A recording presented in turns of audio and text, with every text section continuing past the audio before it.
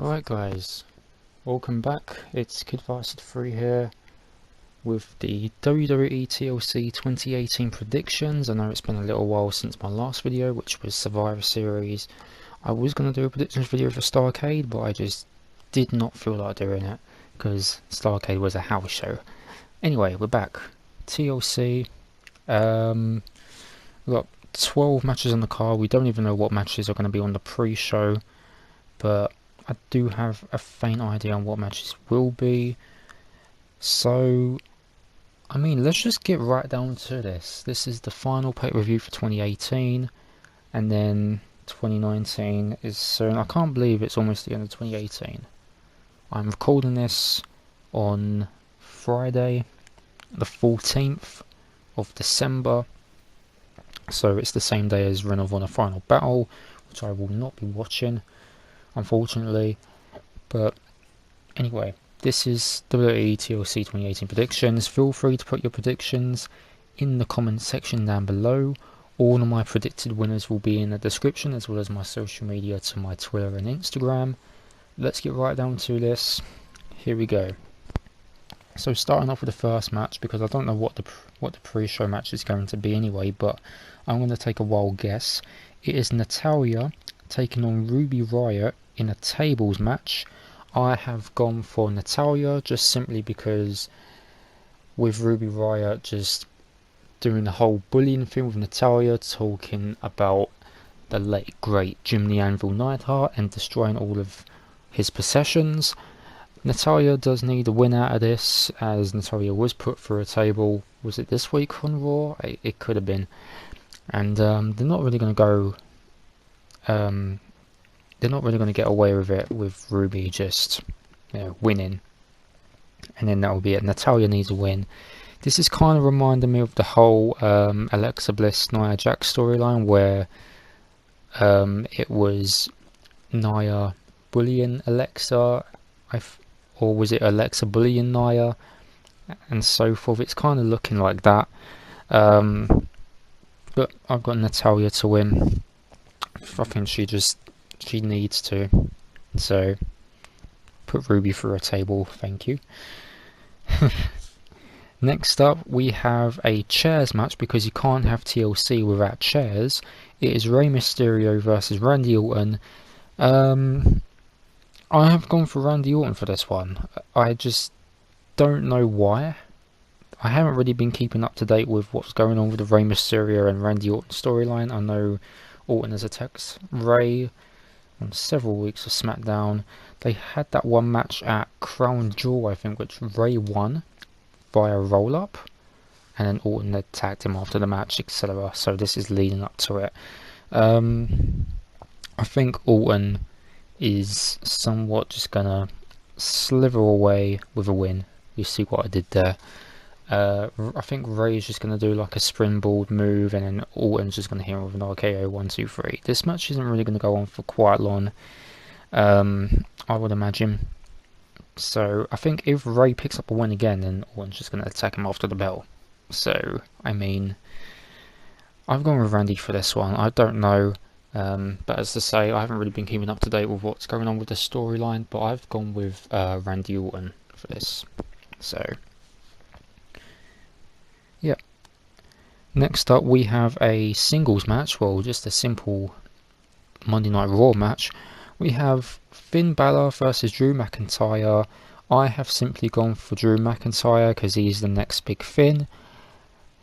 On Raw,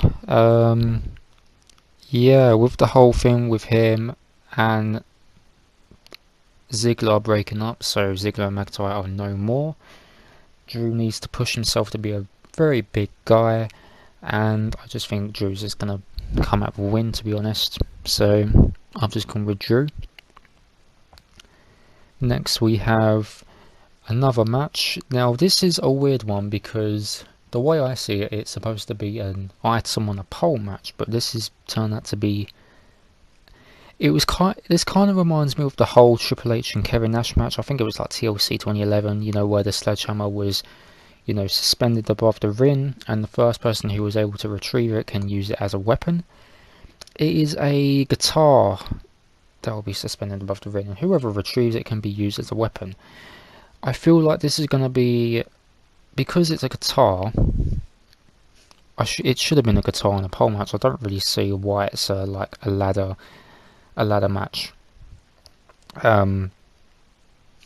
Yeah, I just don't know where WWE have gone with this. I've gone with Elias.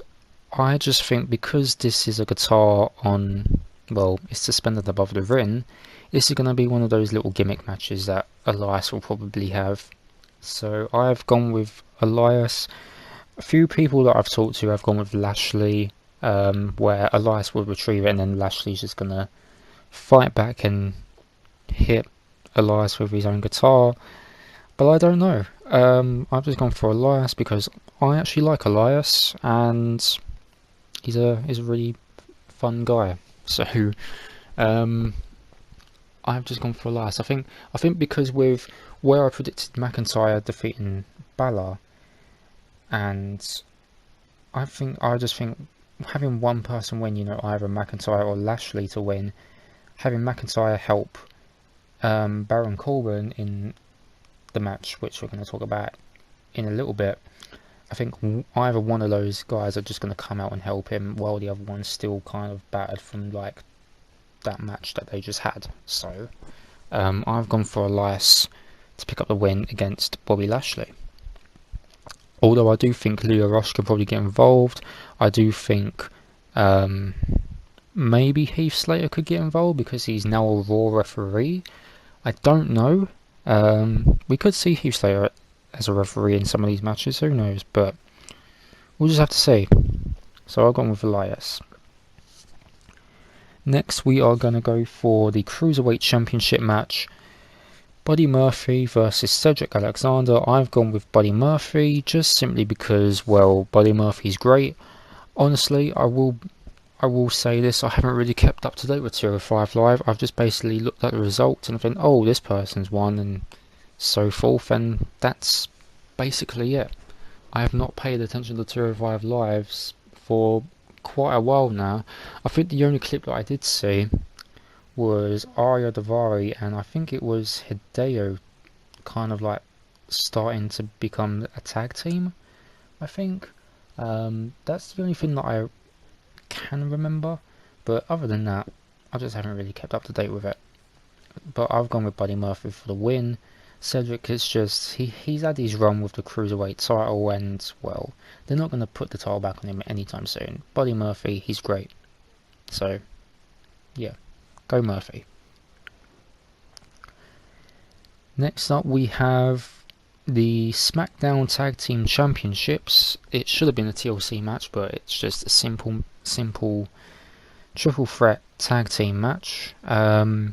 We've got the Bar putting the titles on the line between either the New Day and the Usos. This is kind of difficult for me because I think with the Bar's time with the titles could come to an end. Although it's hard to say which one of either the New Day or the Usos are going to win, but I have gone with the Usos just simply because the whole thing with their title run ended at WrestleMania to the Bludgeon Brothers, and I just think that the Usos need the titles back. The New Day have had their time. I don't think they're going to win it back as soon as possible.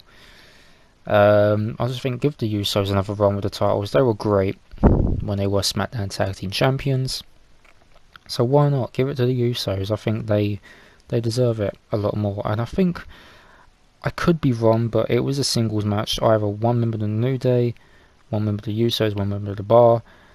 I think it was Cesaro, Woods, and I think it was Jimmy Uso. I could not remember, and I think it was one of the Usos picking up the win. I cannot remember from the top of my head. They did have that rap battle, which I did not see. So, I just think the Usos are going to win. I mean, I like the Usos. They've had a great run with the titles back then. Then they'll have a great title run now, if they do become the champions this Sunday. But if the New Day win, it doesn't really bother me because it will still be quite a good match. it wouldn't be the match of the night, but it will still be a good match. So I've gone with the Usos. And next up, because this is the finals, this Mixed Match Challenge Season 2 finals, this is just, I've not really watched it. I've seen a few of the clips on YouTube, and you could have picked any other better person to win this little tournament, because whoever wins this tournament will become the number 30 entrant in both the men and women's Royal Rumble, and a paid vacation to wherever the hell that they want to go. So we had teams like AJ Styles and Charlotte. Jeff Hardy did take over at one point. We had Finn Balor and Bayley, but Apollo took over Balor's place this week and they lost. We had Natalya and someone. I know Natalya was teamed up with Owens, but it seems that he was injured. I don't remember who he teamed up with. I think it was Natalya and Bobby Roode, to be honest. I could be wrong. We also had oh Jesus Christ, I can't remember now. Miz and Asuka, but that team has sort of broken up now because they lost. Asuka beating up the Miz this week. And now we're down to 2 teams. So here we go. We have Mahalicia, Jinder Mahal and Alicia Fox taking on the Fabulous Truth, R-Truth and Carmella. Now, because this is going to be some comedy involved, there will be some comedy involved, I will guess, and a dance break, because Carmella likes to do her thing, and R-Truth, well, he's just R-Truth. I have gone with R-Truth and Carmella to win, but the way I see this, if they win the Royal Rumble number 30th spot, R-Truth will not show up at the men's. He's going to end up showing up at the women's Royal Rumble at number 30. He's like, okay, I'm ready to go, but Carmella comes out and is like, oh no, wait, this is the women's match and I'm a woman. And R-Truth just being R-Truth, like, my bad. Gotta love R-Truth, don't we? So I have gone with the Fabulous Truth. Yeah, and plus I like Carmella, so that's the only reason I have. I don't think this match is going to go on for too long as well, but who knows. I've gone with R-Truth and Carmella. I think they just deserve it. They're kind of a wacky team, so you know, it's just one of those things. So I've gone with the Fabulous Truth. Next we have, and let me just look through the match cards here. Got 5 matches left. Okay, we are going to go for the SmackDown Women's title next in the TLC match. It will be Becky Lynch versus Charlotte versus Asuka. Now, from what I've heard, that Becky is still kind of injured from Nia Jax punching her square in the face. I don't know if that's true. If she's going to be able to be 100% for this match, because we do know that there are rumours going around that they're planning to do Becky versus Ronda at WrestleMania, because that match didn't happen. Charlotte took her place at Survivor Series, and we all know how that went. So it's either down to Charlotte or Asuka. Asuka has dominated this week's SmackDown, taking down both members and also beating down the Miz at Mixed Match Challenge. I don't think Asuka's going to win this, because there have been a lot of things that I've been seeing where they didn't really want to put Asuka as the champion, even though she was great in NXT, but it was something to do with, like, Asuka isn't really great with her English. She isn't too bad, from what I've seen with some of the videos that I've seen from Asuka, when it comes to like interviews and stuff.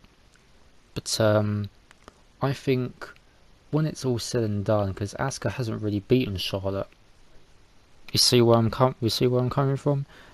I think if you just put the belt on Charlotte, again, I have actually gone with Charlotte for this one. Hate me if you want to.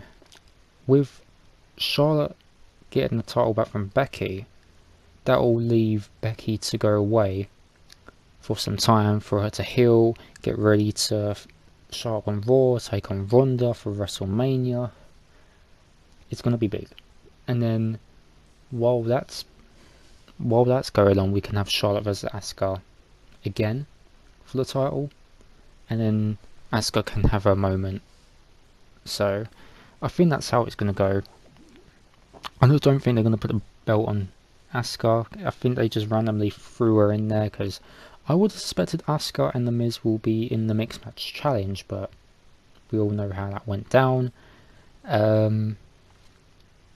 So I've gone with Charlotte, and then we'll see if it will be Charlotte versus Asuka down that road.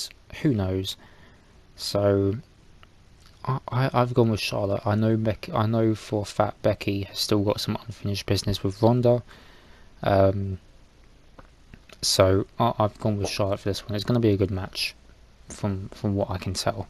So go Charlotte.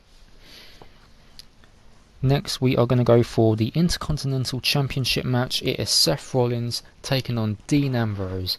Now, when I saw the match card for Starrcade, I would have suspected that Ambrose was going to win because Starrcade was taking place at Ambrose's hometown of Cincinnati, Ohio. And, well, with Starrcade being the house show that it is, Rollins retained, and it's normally babyfaces winning and stuff like that. So I do feel like with Ambrose's new gimmick, and now he's looking like Bane from Batman, I have gone with Ambrose for this one. I think Rollins has pretty much done everything. I don't really want to see Rollins just having matches beyond matches with Ziggler, the IC Open Challenge. So I think putting the belt on Ambrose will make a difference. So I've gone with Ambrose. They should have done it at Starrcade, but I think if they were to do it at Starrcade, then a lot of people will think, hold on, why is Ambrose the champion? I was like, oh, we had that event. We had that one show named Starrcade, and a lot of people are going to get confused. So I think now is the time to put the title on Ambrose, because Ambrose is now a heel. He's changed his look. So I'm just going with Dean Ambrose. Excuse me. Next, we are going to go for the WWE Championship, Daniel Bryan versus AJ Styles, and I have simply gone for Daniel Bryan just because, well, they're not going to put the title back on AJ Styles anytime soon. Daniel Bryan has become more aggressive recently. He had that incredible match with Mustafa Ali this week, and Bryan's just going to hold on to the title probably up until WrestleMania, I guess. They're not going to stop Bryan's heel turn now and then put the belt back on AJ. It wouldn't make any sense. So I'm going with Daniel Bryan holding the title for a bit longer, and then we'll see what goes on. And plus, AJ's supposed to be taking time off when his contract expires, and he's going to be renewing it. Styles is going to be a part-timer, so it gives a lot more people on SmackDown to step up to the plate and take on Bryan for the title. Guys like Samoa Joe, Shinsuke Nakamura, Andrade Cien Almas, which where the hell has he been? A match with Bryan and Rusev would be good. Just guys like that. So I'm going with Daniel Bryan. Next, we have gone with the Raw Women's title, Ronda Rousey versus Nia Jax, and I have simply gone for Ronda Rousey because, well, she's Ronda Rousey, and, well, what can I say? It's Ronda. She hasn't even lost a match yet. She's going to hold on to that title for a very, very long time. I think, like I said with the SmackDown Women's title match, Becky's going to lose the title, show up on Raw, unfinished business with Ronda, and then it will be Raw Women's title, Becky and Ronda at WrestleMania. I think that's how it's going to go. So I've gone with Ronda. Nia's had her time with the title, so go Ronda. And finally, we have the last match. It is a TLC match. Now, if it is Braun Strowman versus big baldy bastard Baron Corbin, and if Strowman was to win, Corbin will be stripped of all authoritative power, and if Strowman wins, he receives a Universal Championship match against Brock Lesnar at the Royal Rumble. Strowman does deserve to be the champion, not Brock Lesnar, because we haven't even seen him since Survivor Series. But if Baron Corbin wins, he becomes the full-time general manager of Monday Night Raw. I have simply gone with Braun Strowman because he deserves it. We don't want big baldy bastard Baron Corbin, I should say, winning this match, and then Strowman's just going to suffer from Baron Corbin's, well, general manager things. So yeah, and like I said with the whole Drew McIntyre and Bobby Lashley thing, I think Drew and Lashley can probably get involved in this match, but Strowman's going to fight back and everything. And well, Strowman is Strowman. He's a very big guy, and he deserves it. He deserves to be taking on Lesnar without big baldy bastard Baron Corbin just going out like that, like he did at Crown Jewel. Like, what the hell was that? So Strowman's going to have some unfinished business. Whoever becomes the general manager next, I have no clue. I kind of want Kurt Angle to become the general manager again, but I don't know. But Alexa Bliss could be good as like a, you know, part general manager, part WWE superstar. So I'm going with Strowman. And that is basically it. That is all the matches run down on the cards. I apologise if I did rush this, but like I said, all my predicted winners are in the description down below, as well as my social medias that you want to follow me on. Feel free to put down your predictions in the comment section on who you want to win. That is basically it. That is my predictions for this Sunday. Hope you guys enjoy TLC this Sunday as much as I will. I'm Kid Varsity 3. Happy holidays. We'll see you next month, which will be going to be I can't speak. We'll probably be I can't speak. Why? We're probably going to be running down not just WWE shows for 2019. We're also going to be running down some other wrestling promotions that are doing pay-per-views, such as Shakara. We're probably going to be running down stuff from New Japan, Ring of Honor, Pro Wrestling Eve, Progress, Rev Pro, Defiant, trying to think from the top of my head, NWA, probably AAA, like Lucha Libre, who knows. Stay tuned for 2019. Yeah, happy holidays. Hope everyone has a good Christmas as well. That is it. So thanks for watching, guys, and I'll see you next time. Bye bye.